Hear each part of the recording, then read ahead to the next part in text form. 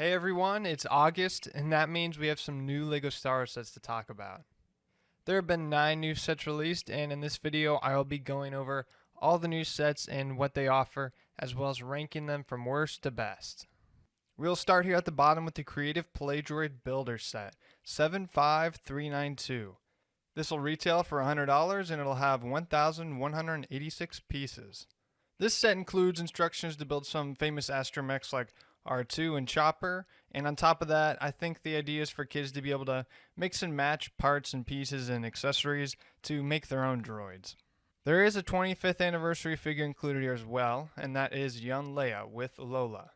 Kinda neat, not one of the most exciting figures ever, but the Lola droid is pretty cool.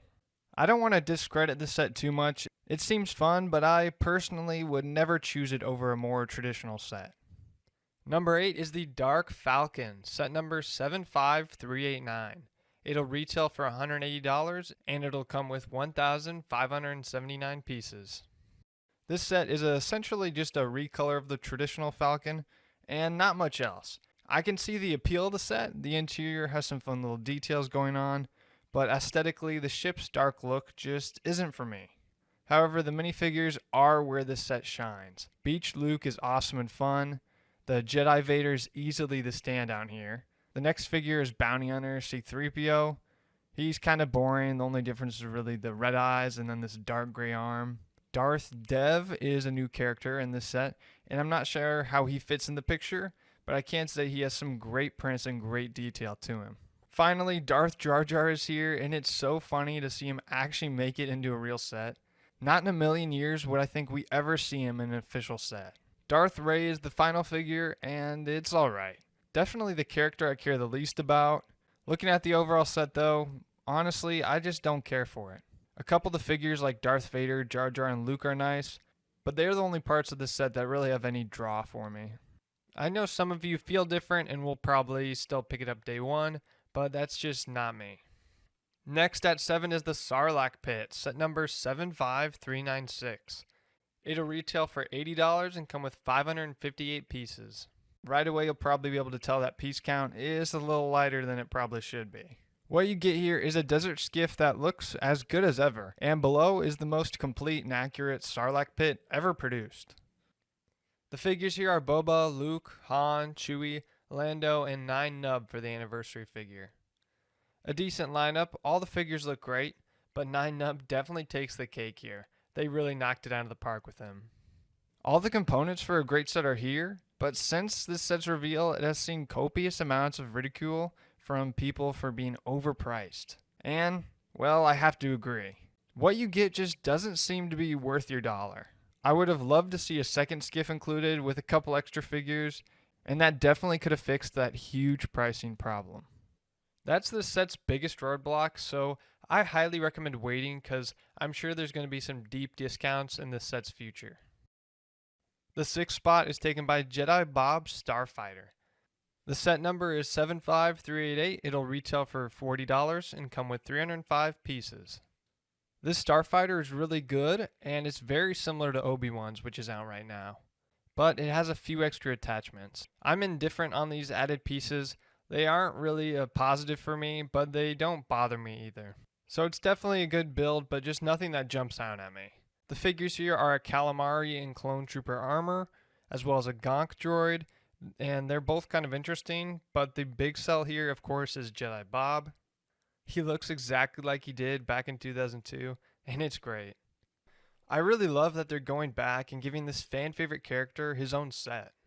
And for that, I can applaud LEGO. However, with this set, the biggest con is the price point. $40 just doesn't seem right, especially when you have Obi-Wan's right next to it on shelves when it's almost the exact same build. It really just feels weird.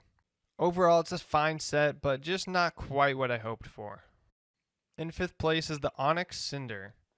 The set number is 75374. It'll retail for $140 and come with 1,325 pieces. Now, this ship is from an unreleased show, so that makes it extremely difficult to rank. There's nothing to compare it with accuracy-wise, so this set's just going to have to try and stand on its own 2 feet. Which I think for the most part it does. It's a little cluttered, but it seems like an overall fine build. The coolest part of this set though is easily the play function when you can move the engines all at once to enter this landing mode. I'm not sure we've seen anything quite like that in the past, and it's a really cool feature. Besides that, the ship appears to have a plentiful amount of play features, which is something I always love to see. The figures here all seem fine, a little bland, but they are okay. Again, there's no way to tell how accurate they are, so for now, this just has to be good. This set does seem to be alright. There's definitely no big glaring problems, but only time will tell when the show does finally come out. At number 4 is C-3PO, set number 75398. It'll retail for $140 and come with 1,138 pieces. Joining the R2 and Chewie, C-3PO will fit in perfectly and in a pretty good scale with those other two sets as well. The build was crafted with immense care. There are so many curves and little details here that were able to be captured in this very nice model. The faces of these displayable pieces have been in question at times, but this one does do a solid job and it doesn't really leave room for complaints. The final touch I do love here is the Tatooine desert stand he's on. It adds a little bit of extra life to the set that some of the other buildable characters just don't have. I hope this change becomes a little more normal in the buildable figure line. There is a minifigure version of him here too, and it's always nice, especially when it looks this good. Overall, a really great 18 plus set by LEGO, and definitely worth it for adult collectors. Number 3, Ahsoka Tano's Duel on Peridia. Set 75385, it'll retail for $55, and it'll come with 382 pieces. There seems to be some criticism on the internet for this set, just being a gray slab, but I actually don't agree with that. I love it. It's like a diorama, but with a ton of fun play features. Unlike the Obi-Wan set, this one nailed the play features and make that gray slab a blast to duel on. Besides that, the minifigures are absolutely phenomenal. You got Thrawn, Ahsoka in her white outfit, Ezra, a night trooper, and then even Morgan Elsbeth with a cool face print. No one can deny how great these figures are, and overall I do think it's a great set, but I definitely would recommend waiting for a sale before you pick it up. Number 2 is the TIE Fighter and X-Wing mashup. Set 75393, it'll retail for $110 and come with 1,063 pieces. Now, another X-Wing and another TIE Fighter. It does seem a little exhausting, but this one does look really good. The TIE is solid, but the X-Wing is a step above. The build might be the best X-Wing yet. We'll have to wait to see it in person for sure, but it seems great. The minifigures for the set are good, but not necessarily notable characters. You get a Rebel, a TIE pilot like you would expect, also a fun colored astromech. There are these two new characters that are unknown but look neat. The price might seem a bit off as the last X-Wing and TIE Fighter only cost $100 together. Overall, not a bad set to grab if you want some more TIE Fighters and X-Wings. In the top spot, I have the Imperial Star Destroyer. Set 75394, it'll retail for $160 and come with 1,555 pieces. This build doesn't break the mold in any way, but that's not a bad thing when it looks this good.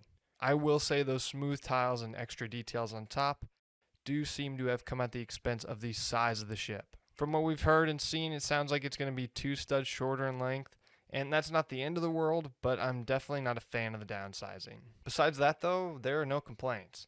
The figure lineup has a large, diverse line of Imperial officers and soldiers, and then Darth Vader is even included. This set does have an anniversary minifigure, and that's Cal Kestis. It's so cool to see him here, and he looks really solid, although cloth poncho would have been nice. This set definitely takes the cake though, easily in my opinion. It's not without its own flaws, but they're minuscule compared to these other sets. This one's definitely worth a pickup. Here we have reached the end, and I hate to say it, but this wave of sets seems to have its fair share of problems. A lot of pricing issues, which I normally don't find to be a problem like others do. This wave has a lot of good sets and builds and figures, but the prices really kill them. Also, I know I'm in the minority, but I just don't care for the Dark Falcon. The droid pack is also just not for me. I'm still excited to see these new sets, but there are definitely some areas for improvement. How do you guys feel about this August 1st wave? Let me know that in the comments down below. Don't forget to like and subscribe for more content. And until next time, I'll see you guys later.